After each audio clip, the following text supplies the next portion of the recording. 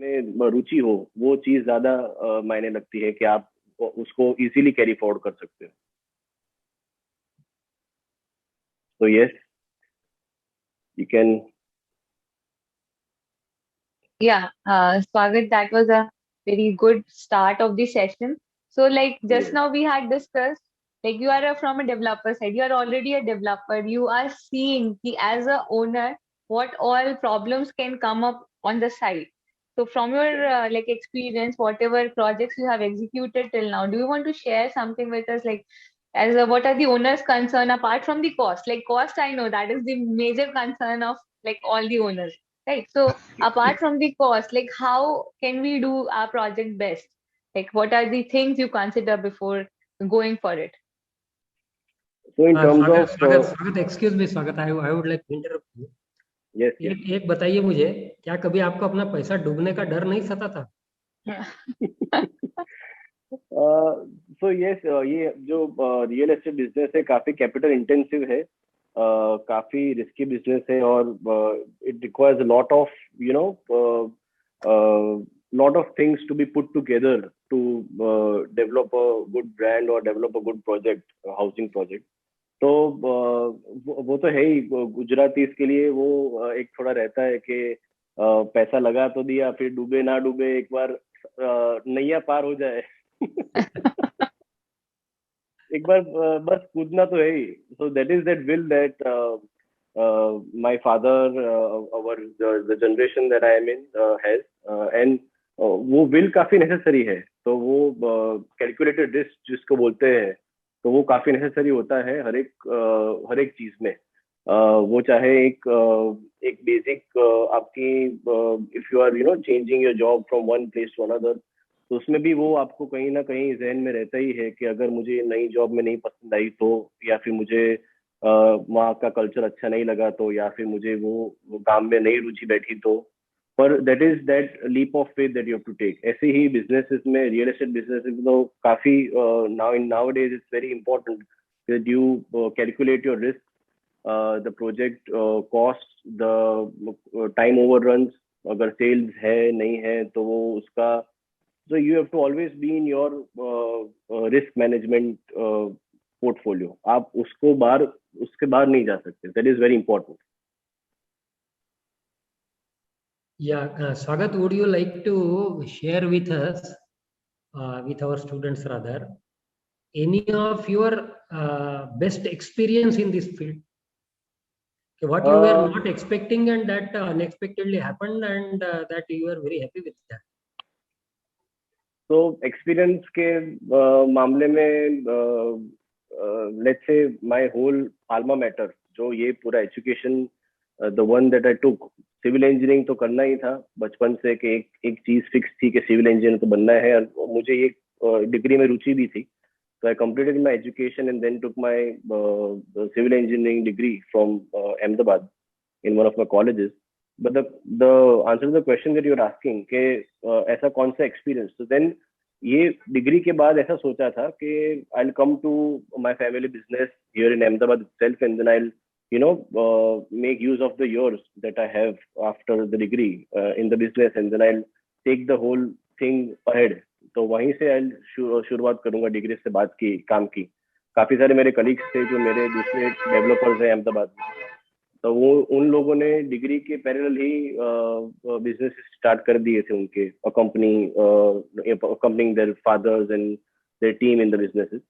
But then suddenly the whole thing, the management degree that I went in Pune, Nikmar में, so this whole thing was itself in an experience के I had never planned कि मैं ये construction management की degree करूंगा, real estate management की।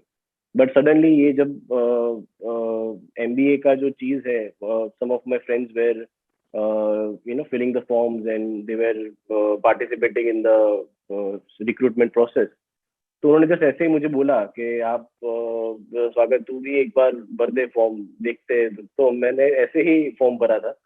But then luckily I got selected. Then I went to the interview. यहाँ पे interview conduct हुआ था अहमदाबाद में, और उसके बाद I went to Pune. I spent 2 years and I was very happy with the conduct, with the course structure, the way that the whole system develops a person after these 2 years. और उसके बाद I took my campus placement in Oberoi Realty Bombay में. तो मैंने सोचा था कि after degree I'll start accompanying my father, but I took the long turn, shortcut से बड़े long cut लिया, पर वो काफी अच्छा रहा, काफी knowledge, काफी empowering, काफी confident. और this whole 2-3 years of moratorium, वो 3 साल ने मुझे एक 10 साल का फोर्स दिया बिजनेस में आगे बढ़ने का. तो वो चीज काफी अच्छा एक्सपीरियंस रहा था. ओबेरॉय रियल्टी में भी बॉम्बे में आई was fortunate to work with a good infrastructure, the contractors and the professional system that were there. तो एक्सपीरियंस काफी मायने लगा. 1 साल मैंने वहाँ पे इंजीनियर की साइट इंजीनियर की प्रोफाइल में मैंने जॉब की, और उसके बाद I came back here. So it was a different experience altogether. Yeah, Like Mridula, over to you. after working on site, I guess you might be knowing the loopholes, like developers को कहाँ बेवकूफ बनाया जा सकता है. Then you are ready with the all those problems.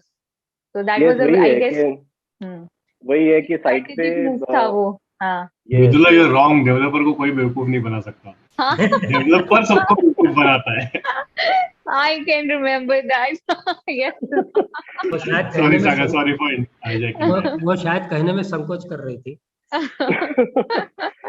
नहीं, पर Mridula is very correct.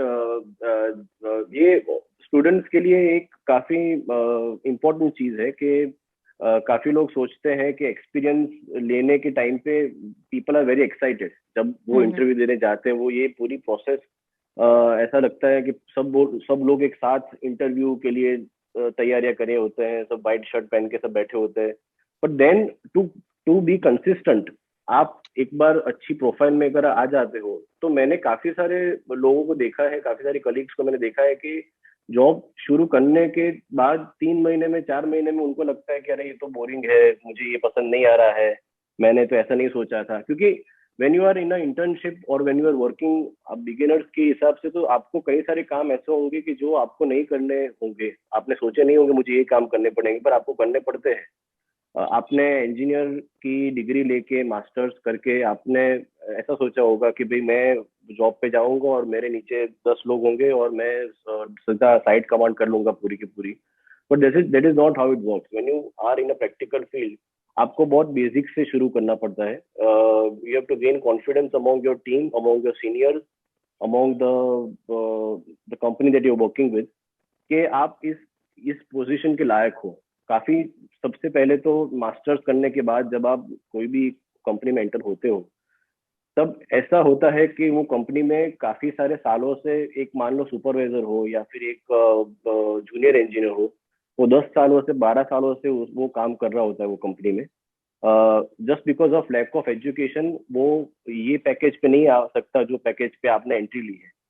तो वो जो ईगो क्लैशेस है वो आपको मैनेज करने पड़ते हैं. आपको अपने सीनियर्स के साथ एक हेल्दी रिलेशनशिप रख के आपको आगे चलना पड़ता है. तो ये सब चीजें में टाइम लगता है काफी सारा, और उसके साथ पैरेलली आपको अपना जो जेस्ट है, आपको जो सीखना है एक कंपनी में आके, उसे कभी भी आपको टेकन फॉर ग्रांटेड नहीं रखना है. Every day you have to think of new things that you can take up. क्योंकि सीनियर्स को काफी बार ऐसा होता है, जैसे in our company also when we employ new people, then I have seen them sitting idle for 1-2 month. पर आप एक बार एंटर होके when you take up things suo motu, आप सामने से जब काम मांगोगे, then you will have that experience also, that power also and that control also in your department. तो वो काफी इंपॉर्टेंट है अपने सीनियर्स को हेल्प कर. फिर see what I talking about my experience, मैंने जब ओबेरॉय में काम शुरू किया था, then I was, given the work of steel testing, फिर peak load testing, cube का testing था कि वो break होता है कौन सी strength पे. So that was a very basic work. सबको ऐसा लगता है कि मैं एक बार कंपनी में जाके सीधे साइट पे ही शुरू कर दूंगा. I'll see the drawings and start the work according to the drawings. But एक basic route से आपको शुरू करना पड़ता है. So that you have to be prepared. Everything is not rosy when you are on a job. तो वो काफी इम्पोर्टेंट है। तो ये सब चीजों को आप साथ लेके चलिए, बी प्रिपेयर्ड के 2-3 महीने आपको एक एक टीथिंग पीरियड आपका जो है वो एक बार क्रॉस हो जाएगा, उसके बाद you will be able to have control over other people. Like you rightly said कि स्टार्टिंग के महीनों में तो जो हमें सीखने को मिल जाए